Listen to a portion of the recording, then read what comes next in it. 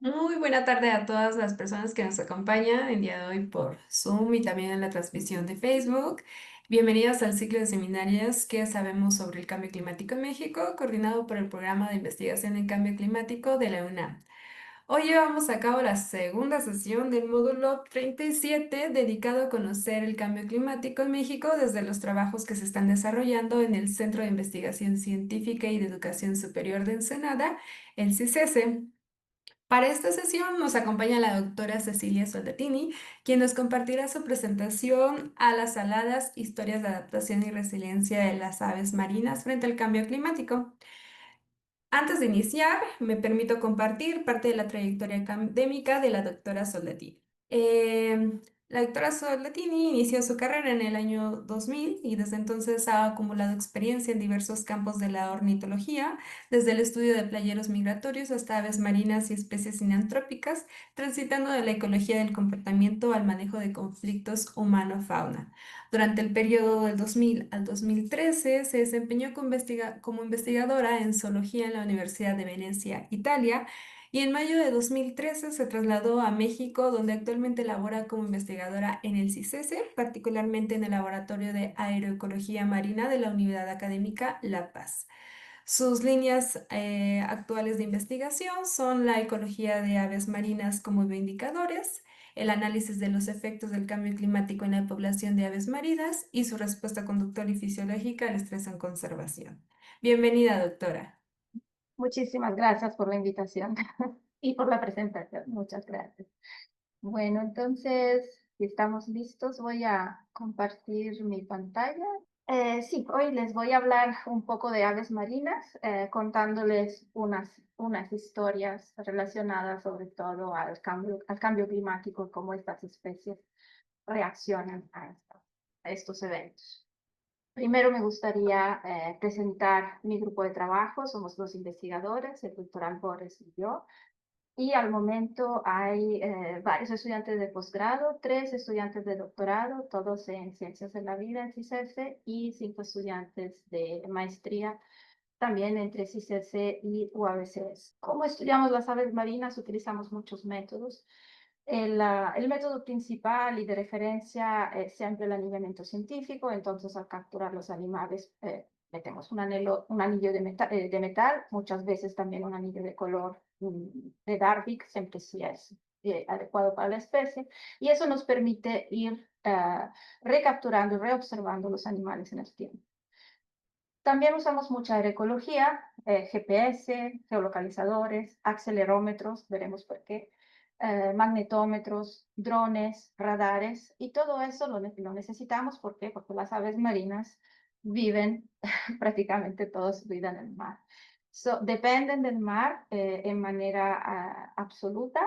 Sus recursos alimenticios e hídricos son exclusivamente marinos y utilizan las islas exclusivamente durante el periodo de anidación. Esto significa que nosotros podemos acceder a capturar los animales durante el periodo de anidación, pero todo lo demás del año y de su vida, estos animales estarán en el mar. Tienen una adaptación específica algunas adaptaciones específicas para poder quedarse en mar toda su vida. Una de esas es el plumaje muy denso e impermeable, una capa de grasa como aislante, que le permite tener un excelente aislamiento térmico. También tienen un excelente sistema de salinización que le permite utilizar el agua marina para hidratarse, no necesitan buscar recursos de agua dulce. Y tienen estas glándulas que le permiten excretar la sal cerca del pico y entonces poderse hidratar.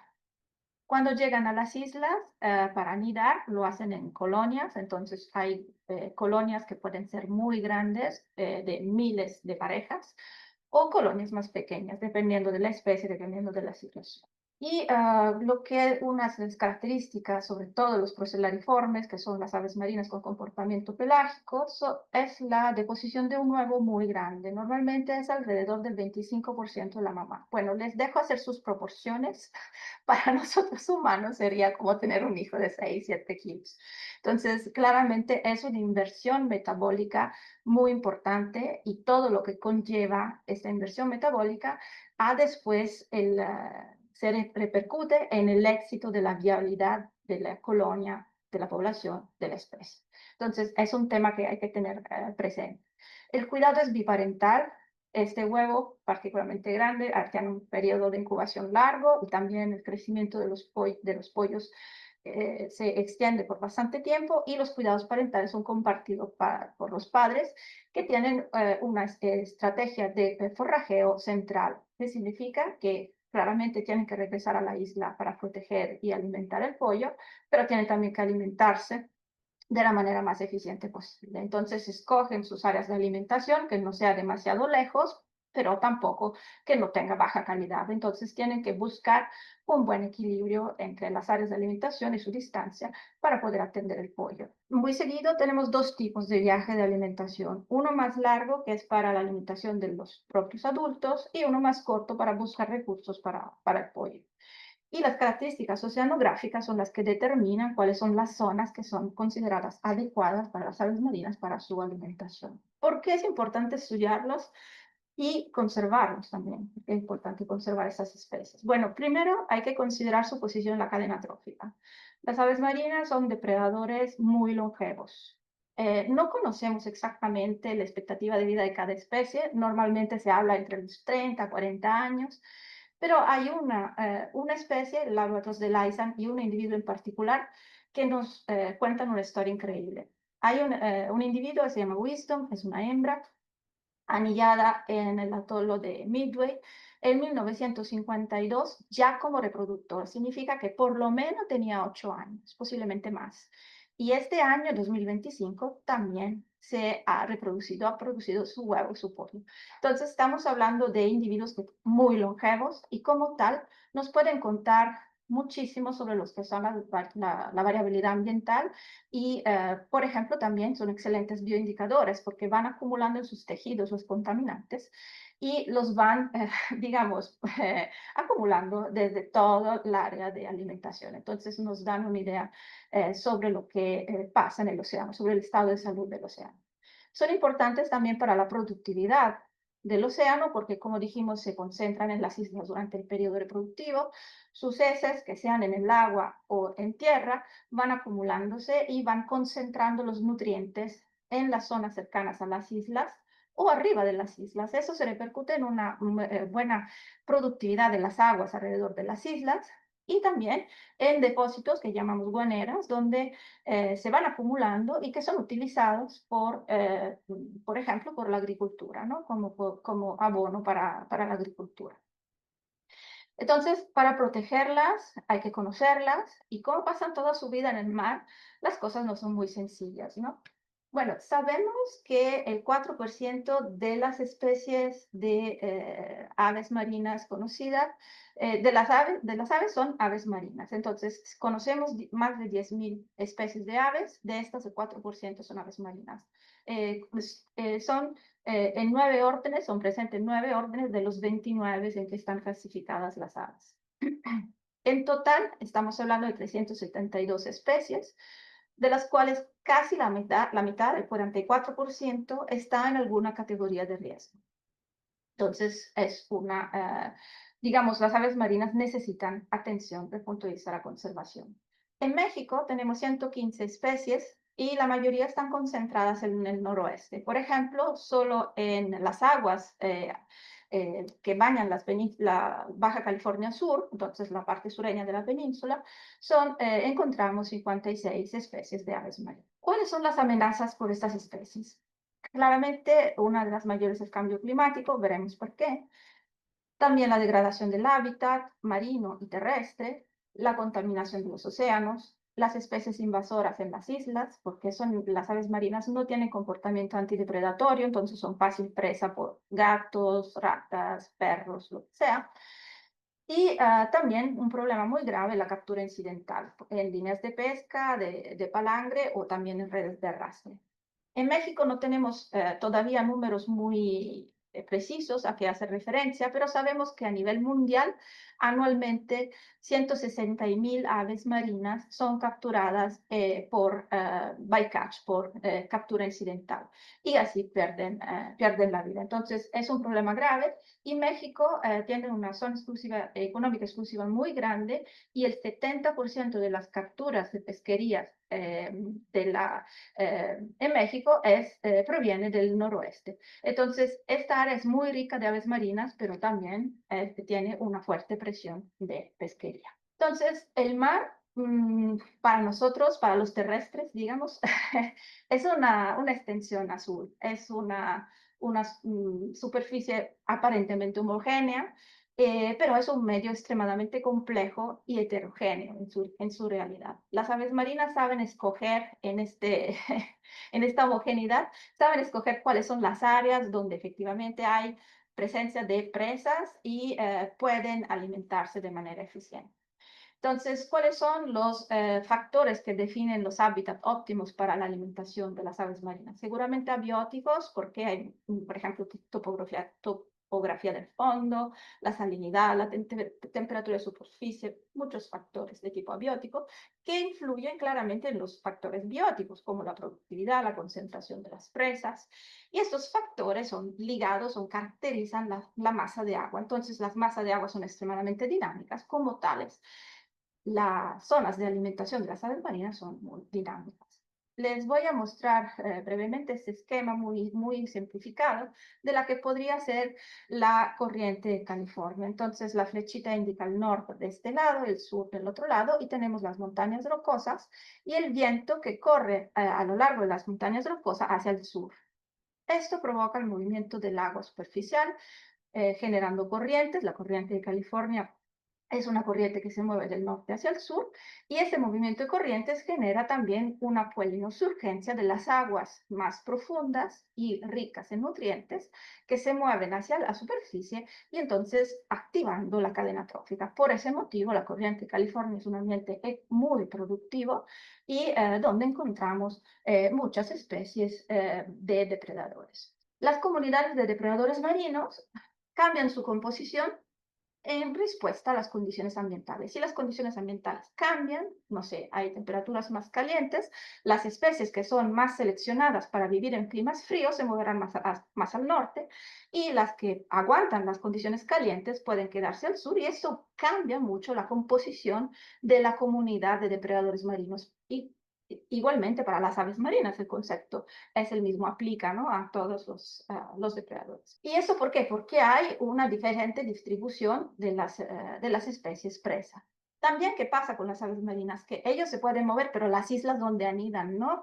Y entonces pueden saltar la reproducción. Por ese motivo, ¿por qué no encuentran en la zona de reproducción suficiente alimento para enfrentar el gran desgaste metabólico que es la reproducción misma? Entonces, si las condiciones no son adecuadas para llegar al momento de la reproducción con buenas reservas de grasa, una buena condición corporal, brincan la reproducción de este año y invierten para el año siguiente. Esta es una hipótesis que se ha propuesto, que está llamada la Prudent Parent Hypothesis, entonces la hipótesis de los padres prudentes, y se ha podido observar en varias especies. Venimos ahora a las especies de que les voy a hablar hoy. Aquí están, son el paíño del Mediterráneo, que no es muy mexicano, ahorita les explicaré por qué, hablamos de esta especie, y la pardela mexicana, esta sí es una especie endémica muy mexicana y siempre toda su vida la pasa en la corriente de California, entonces ya nos acercamos más al área de interés. Entonces, empezando con el paíño mediterráneo, estamos hablando de un taxón que es presente exclusivamente dentro del Mediterráneo. Se está todavía debatiendo si es una subespecie, si es una especie, pero digamos, lo encontramos exclusivamente en el Mediterráneo. Pone un huevo en mayo y junio. Los cuidados parentales son compartidos, como ya dijimos en términos generales, y anida en cuevas. Entonces busca estas cuevas, estas fracturas en las islas, y ahí se constituyen las colonias. Por ejemplo, en Marítimo, que es la isla donde lo estudiamos, hay 7 colonias en 7 cuevas y una en particular es muy grande y tiene una aproximación de 2.500 parejas en la colonia de esta cueva. Esta es la entrada de la cueva y esto es visto desde adentro hacia afuera. Bueno, entonces, ¿por qué les voy a hablar de esa especie? Porque tenemos la muy gran suerte de tener 23 años, bueno, ahora ya son más, pero los resultados les voy a platicar aquí, son de 23 años, de anillado. Entonces, capturamos y recapturamos los individuos, estamos hablando de 5.168 individuos, lo que se usaron para ese estudio, en los años. Y esto nos dio muchísima información sobre las historias de encuentros. Entonces, ¿qué son las historias de encuentro? Cuando libero un animal, tengo la probabilidad de recapturarlo. Si lo recapturo, estoy segura que está vivo. Si no lo estoy recapturando, puede ser que sea vivo, que sea muerto. Si lo recapturo en ocasiones siguientes, entonces significa que estaba vivo. Con esta información, yo puedo utilizar modelos de captura McCarthy de captura y estimar muchísimos factores de tipo demográfico.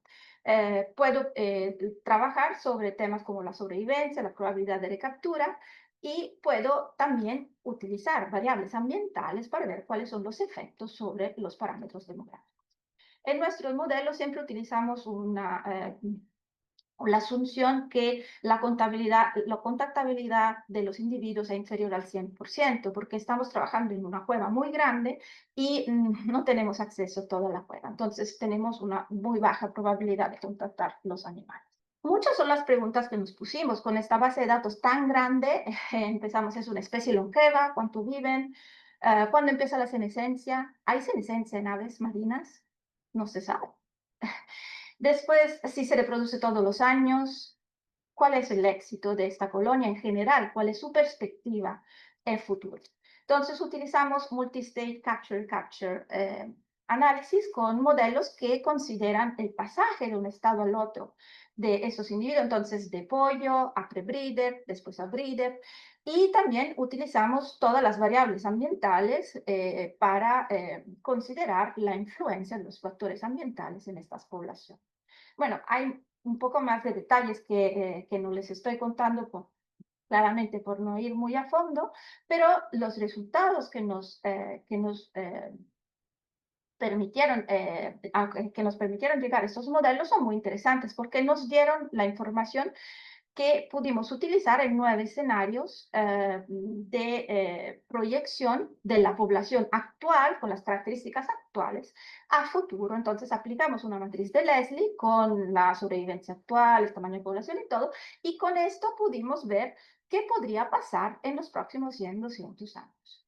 Las covariables climáticas que utilizamos para entender si había posibilidad de cambio de estado entre breeder y skipper. Skipper serían los individuos que son ya sexualmente maduros, se podrían reproducir, pero no se reproducen, brincan la reproducción. Como ya dijimos, es una estrategia, ¿no? Entonces, no se reproducen este año, pueden reproducirse en los años siguientes. Entonces, utilizamos estas variables ambientales del periodo prereproductivo y reproductivo para ver cuál era la influencia de estas condiciones sobre la elección, que sí la queremos llamar, de los petreles en reproducirse o no. Entonces, varias informaciones salieron de estos modelos. La senescencia empieza después de los 16 años. Entonces, por cuanto sean especies que tienen una expectativa de vida mayor de 20 años, ya 16 pueden estar presentes en la colonia, pero ya no se reproducen.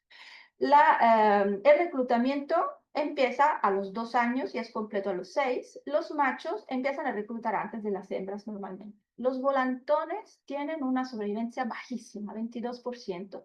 Los pre-breeders, entonces cuando ya están listos para reproducirse, pero todavía no se reproducen, son 50%, y los adultos tienen una sobrevivencia del 92%. Entonces, esto nos habla de mucha influencia de las condiciones ambientales sobre las primeras fases de vida de esa especie. Pero, ¿cómo afecta ahora y cómo afectará el clima? Entonces, lo que podemos ver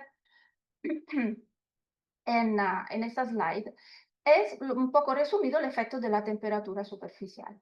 ¿Qué pasa? En el periodo marzo-abril, la temperatura superficial es decisiva para tener una probabilidad de reproducirse o no, de brincar la reproducción. Lo que nos sorprendió mucho es ver que las temperaturas bajas, entonces esta es la temperatura local, periodo pre-breeding, Las temperaturas más bajas, como esta y esta, llevaban a una mayor probabilidad de skipping. Normalmente se piensa que cuando las temperaturas son altas hay menos alimentos porque los estados superficiales son calientes y entonces los animales no pueden alimentarse.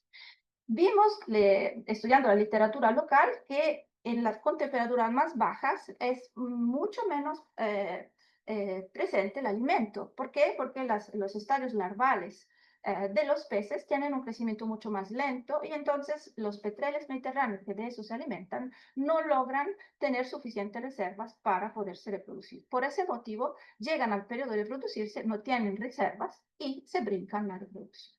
Entonces, en condiciones extremas como estas, son 65% de la población que no se reproduce, condiciones menos fuertes son 45% y un 15% lo consideramos un valor promedio. Entonces, utilizamos esta información para proyectar a 100 y 200 años las probabilidades de extinción de la población y vimos que si las condiciones que provocan el 65% del skipping en la población se repiten cada 5 años, que es lo que vimos actualmente en nuestra base de datos, hay una ligera probabilidad de extinción a los 200 años. Si esta frecuencia de los eventos de anomalías de temperatura fuera más frecuente, entonces en lugar de 5 años fueran 3 años, ya tendríamos una alta probabilidad de extinción de la especie. Si fuera menos frecuente, serían, por ejemplo, cada 10 años, ya no tendríamos este riesgo de extinción. Entonces, ¿qué nos dice? Que los petreles del Mediterráneo aplican la prudent parent. Entonces, si las condiciones de temperatura son anómalas, no tienen suficientes reservas, no se reproducen. Y el cambio climático, por un lado, los favorece. Entonces, condiciones calientes los favorece. Entonces, no sería tan mal, pero las anomalías de temperatura sí los afectan mucho y entonces un aumento de la frecuencia de anomalías sería un factor muy grave. Entonces, esto lo estamos tratando de aplicar y de, digamos, comparar con las especies aquí en México. Aquí en México estamos estudiando dos especies de petreles, el petrel mínimo y el paíño negro, perdón, digo petreles porque me viene más cómodo, pero es paíño en español. Y esas dos especies las estudiamos en el archipiélago de Espíritu Santo a partir del 2018. Entonces ya es evidente, no tenemos una base de datos suficientemente largas para construir historias de vidas completas y poder hacer los análisis como los que hicimos para el país mediterráneo. Claramente la perspectiva es de seguir anillando y poder así dar ese tipo de información, aplicar ese tipo de modelos también aquí en México en estas dos especies de parinos. Entonces, venimos a la parte de la mexicana, que es una especie endémica. Se estimó la población de los primeros estudios en las finales de los años 90 y después reempezamos nosotros a estudiar la especie en 2016 y desde entonces empezamos a contarlas y anillarlas. Es una especie endémica de México, en peligro de extinción según la NOC y casi amenazada según la IUCN. Y el 95% de su población se concentra en Isla Natividad, que es, me imagino, más o menos conozcan su posición, está a la mitad de la península de Baja California, 8 kilómetros en el oeste del Océano Pacífico. La población de la pardela mexicana, la hemos estimada con métodos diferentes con los que se habían aplicado en los años 90, entonces en realidad este bajón no es real, es simplemente debido a la diferencia de los métodos que se aplicaron. Pero vimos que hay una tendencia al aumento y lo que es muy interesante es que el punto más bajo es el 2016, es un año en que la población era mucho menos abundante que en los siguientes años. Entonces, la condición corporal también en 2016 fue mucho peor que en los años siguientes. Entonces, nosotros capturando los animales y anillándolos también tomamos todas las medidas biométricas y los pesamos. Podemos estimar la condición corporal haciendo una regresión de las medidas biométricas contra el peso y eso nos dice más o menos en qué estado de condición corporal se encuentran los animales.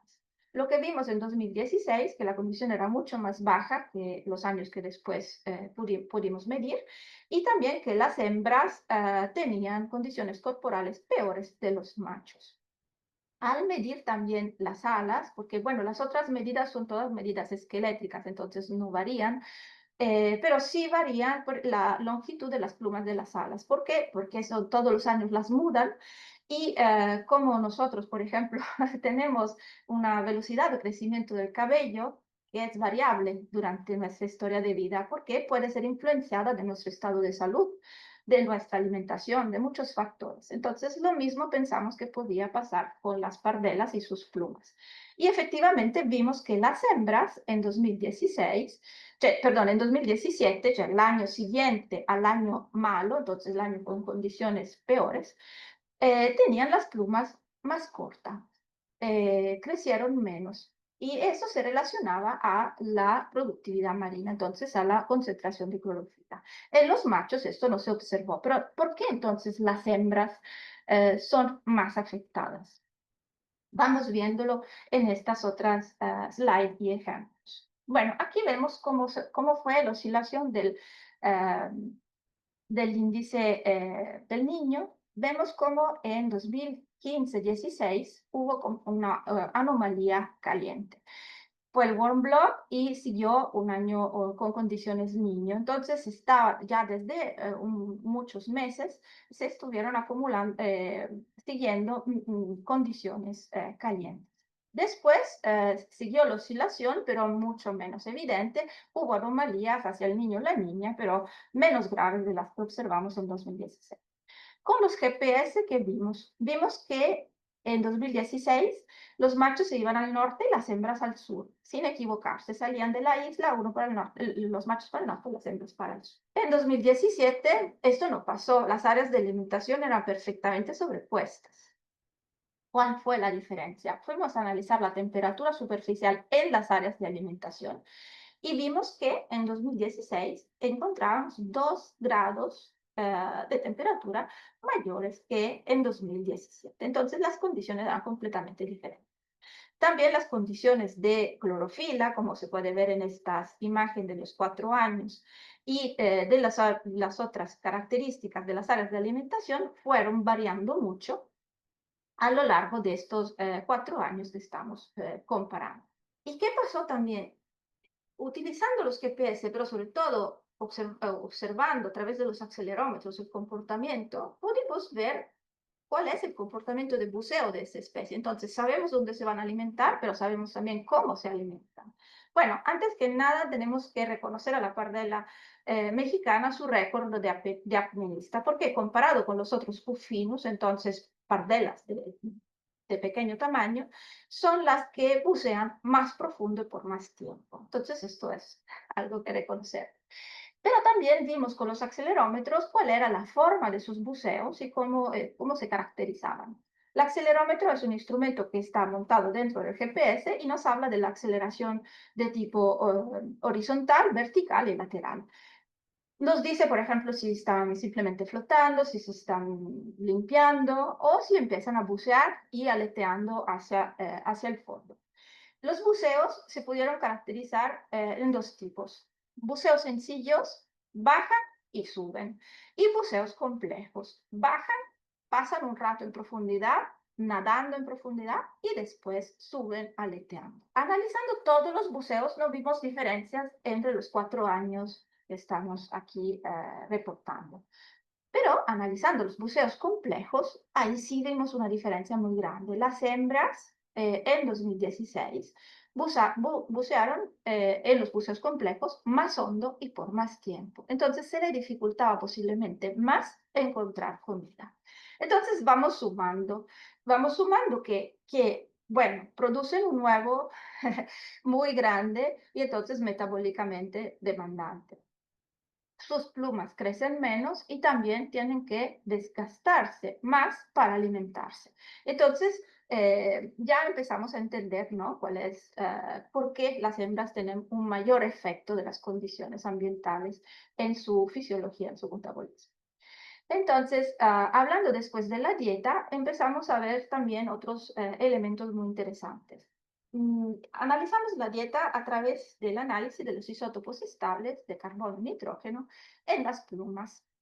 En particular, escogimos 3 plumas porque se mudan en diferentes momentos del año. Entonces, la P1 se muda a final del crecimiento de los pollos, entonces en julio.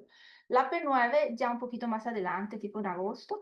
Y la R3, la rectriz, se muda ya en periodo autumnal, invernal.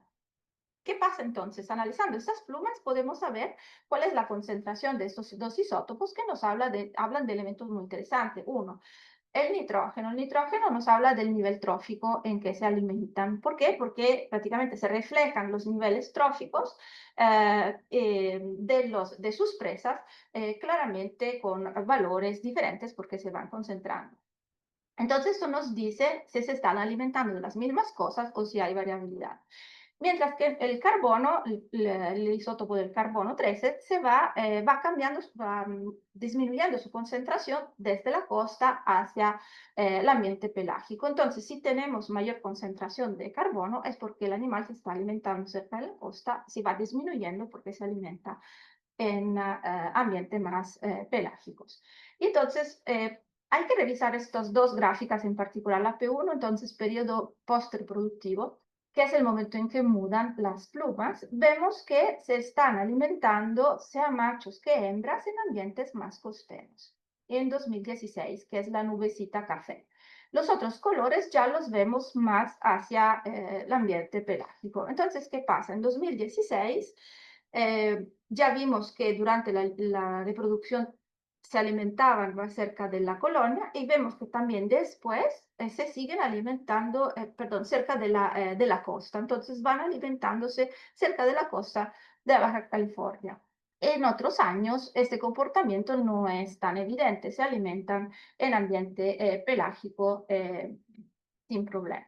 Entonces decidimos analizar otros factores. Decidimos analizar también el carbono 13 en las plumas, perdón, en la sangre. Carbono 13, nitrógeno, los habíamos analizado en las plumas, como vieron antes, y ahora tenemos también la información de la sangre. ¿Qué cambia la información de la sangre? La información de la sangre nos dice que está comiendo el animal ahora, no cuando mudó las plumas.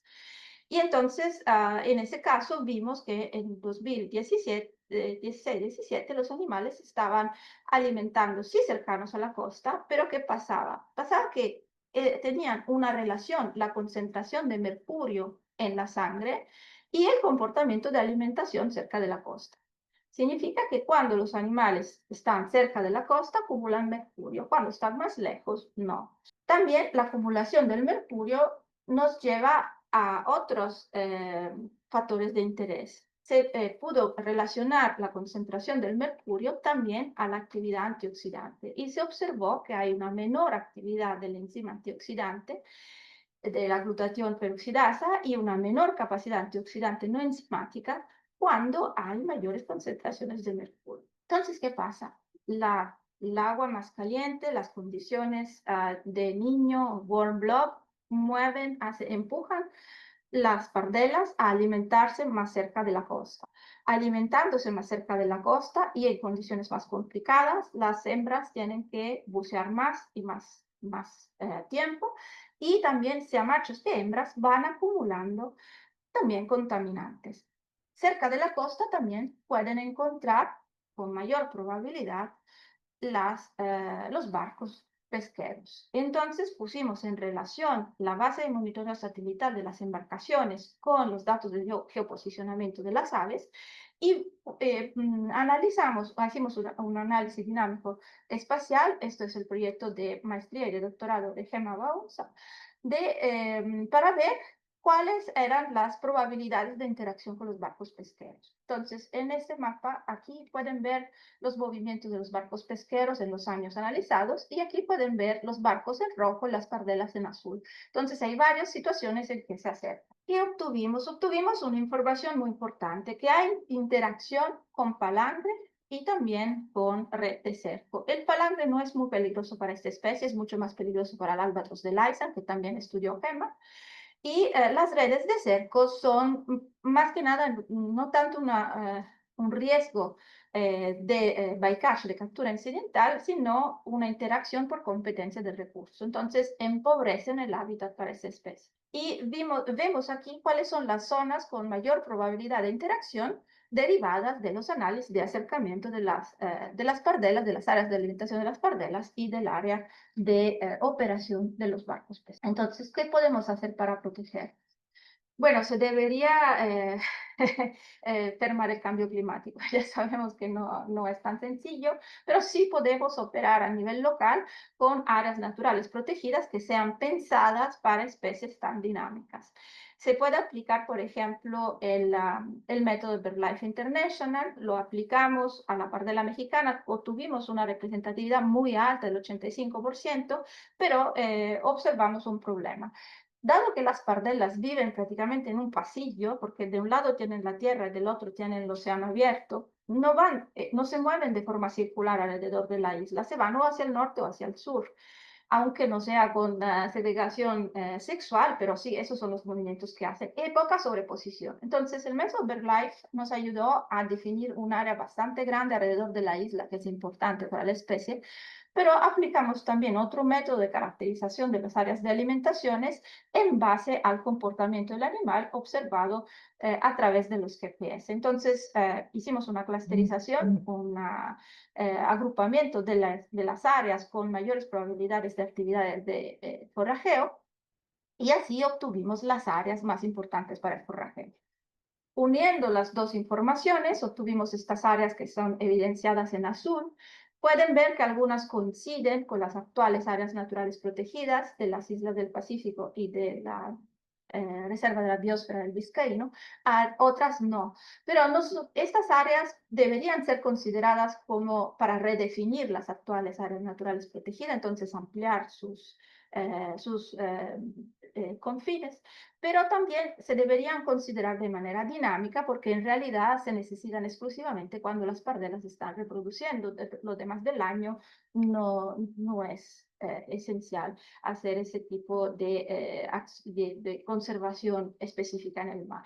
Entonces, todo este vuelo salado hasta aquí con todas estas historias de diferentes especies que nos deja como mensaje final. Bueno, que las aves marinas muestran una gran plasticidad en el comportamiento para enfrentar la variabilidad ambiental. Tienen estrategias, son muy eficientes, pero no siempre son suficientes probablemente, porque las condiciones de anomalía de temperatura pueden inducir, por ejemplo, altos porcentajes de skippers, segregación sexual en el mar, un incremento de buceos complejos con mayor desgaste metabólico y efectos de arrastre, como en el caso de las hembras de las pardelas que tienen un menor crecimiento de las plumas y claramente se refleja en una menor eficiencia en sus buceos y también en el vuelo, porque las alas son más cortas. La concentración hacia las zonas costeras, debidas a las anomalías de temperatura,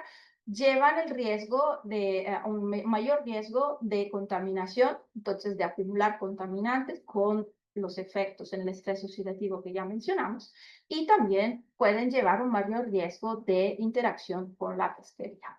En términos generales, vimos que son un excelente bioindicador del estado de salud del ecosistema.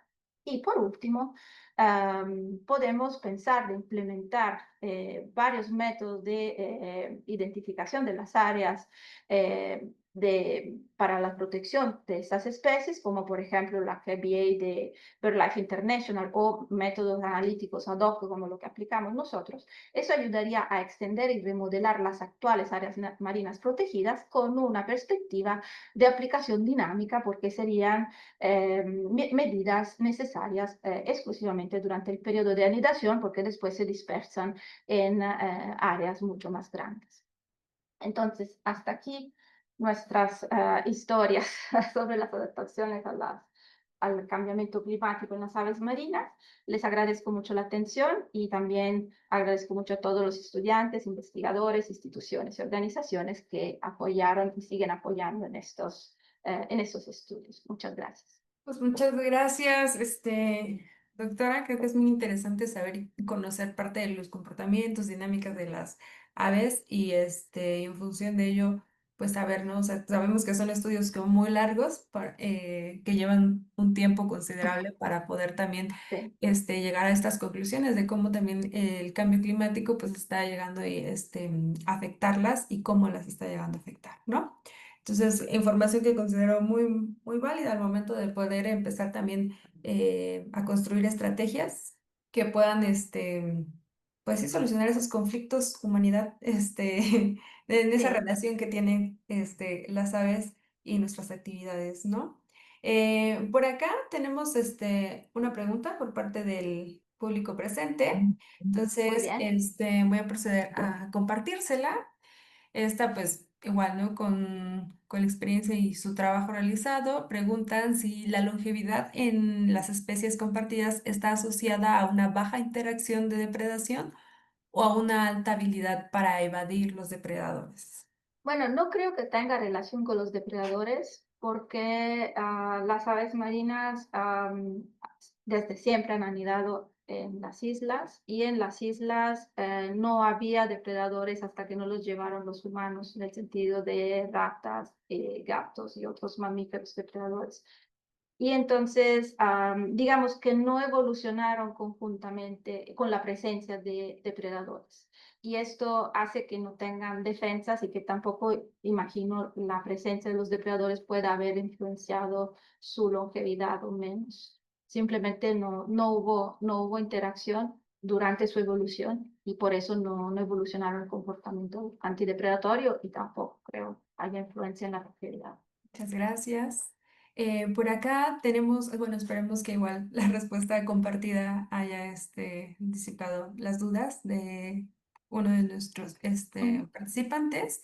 Tenemos una más que Delia Castillo nos pregunta si podemos aplicar estas mismas conclusiones con relación a otras aves marinas. Bueno, yo pienso que son aplicables en términos generales, pero como vimos, nosotros no estudiamos muchas especies, solo tres, cuatro, y vimos que hay diferencias. Entonces, en términos generales, sí, claro, son elementos que hay que tener en consideración, pero sí, cada especie tiene microadaptaciones al ambiente en que evolucionó y entonces posiblemente, no sé, hay algunas especies que tienen una mayor capacidad de enfrentar condiciones cálidas y otras menos, entonces no podemos generalizar demasiado, pero sí podemos considerar estos resultados como aplicables, digamos, en términos muy generales a otras especies de aves marinas. Muchas gracias. También nos preguntan sobre cómo acceder al material publicado por parte de su equipo para poder compartir pues sí, el trabajo con estudiantes de prepa. Claro, bueno, todo lo que publicamos es reportado en la página de ResearchGate, pero si tuvieran, pueden pedirlo directamente allá si tuvieran dificultad en descargar algún artículo o pueden escribirnos. Tenemos una página de Facebook y de Instagram que se llama Laboratorio de Aeroecología Marina. Ahí pueden ponerse en contacto directamente con el Messenger y pedir toda la información que necesitan. Con mucho gusto la vamos a compartir. Si no, pueden buscar mi página de ResearchGate o también en la página del CISESE. Hay algunas publicaciones que se pueden descargar directamente y otras me las pueden pedir. Muchísimas gracias. Por acá también en los comentarios tenemos muchos reconocimientos y felicitaciones por su excelente Muchas gracias. trabajo. A mí me gustaría preguntar sobre si han tenido esfuerzos de vinculación la academia y sociedad por allá para construir estrategias de conservación de estas zonas. Bueno, en algunas de las islas no hay asentamientos humanos, en otras sí, entonces son situaciones diferentes.